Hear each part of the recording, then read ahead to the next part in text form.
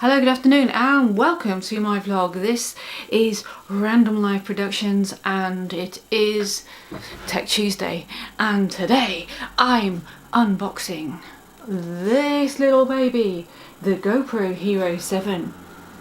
The anticipated upgrade from the GoPro Hero 6, which I didn't get, but I had the GoPro Hero 5. In GoPro tradition, the box comes out like this. So you get your GoPro and you get the box of tricks underneath. So GoPro, box of tricks underneath. Now, your instruction manual, I don't use it, stickers, oops, and something about warranty. Your little USB-C connector, which is useful because, you know, phone and everything. Mount switch, of course, mount on anything like on your head, or you can stick them to stuff, which is pretty good for the GoPro, so you can stick these to stuff. Don't know how that worked, but I managed to get it off. So let me pull out this again. This is your GoPro Hero 7 right here.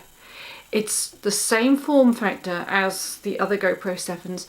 The only addition is the little 7 written right on it. Now, what is the difference between this and the GoPro Hero 5 or 6, do you ask?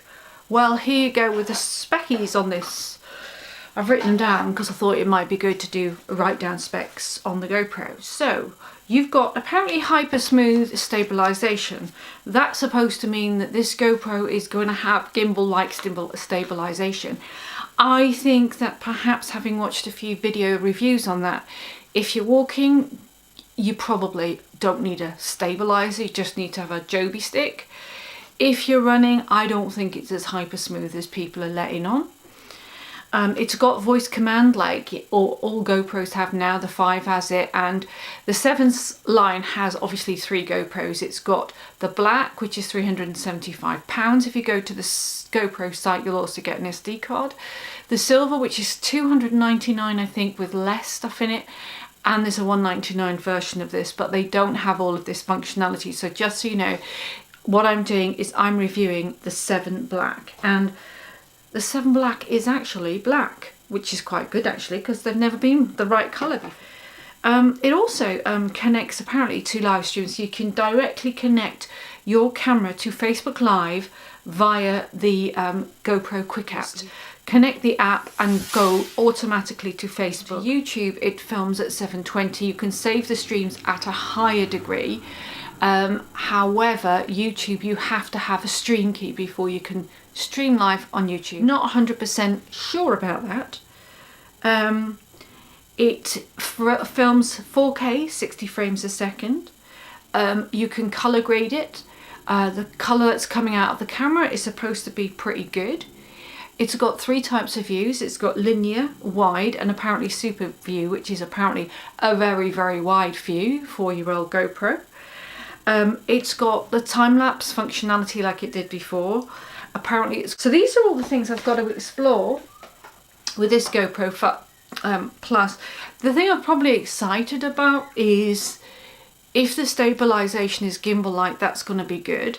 Apparently the microphone is improved from the old GoPro, and this time warp function, if I can get smooth time lapses when I'm walking around London, that's going to be brilliant. And I think I want to try this Facebook Live with this GoPro, or I'm going to see if I can get YouTube Live with this GoPro. So look out for that. I'm going to be reviewing this little beauty in the next few days. I just thought I'd do an unboxing, tell you what the specs are. The GoPro Hero 6 hasn't come down yet. I noticed them in Currys for £379, and I thought, well, I'm not buying that one if I've got the brand new one here. So that's the GoPro Hero 7 review. Obviously, I've got this gimbal now, this G6 gimbal. I'm still going to keep that because I still think that this is not going to be as stable as they make out to be. But with the GoPro Hero 5, I might compare the both with time-lapsing. I'm going to compare the hyperlapsing and use this time warp feature in my car and see what happens to the footage, see if the footage is any better coming from here. Apparently the colour quality is better coming from here, this camera.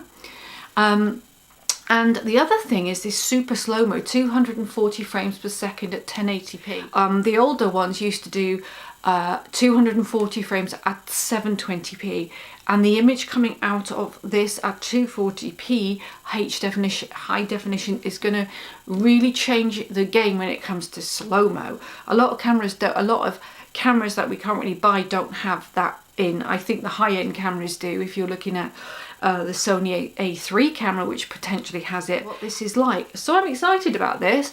This is my Tech Tuesday review, so I hope you've enjoyed it.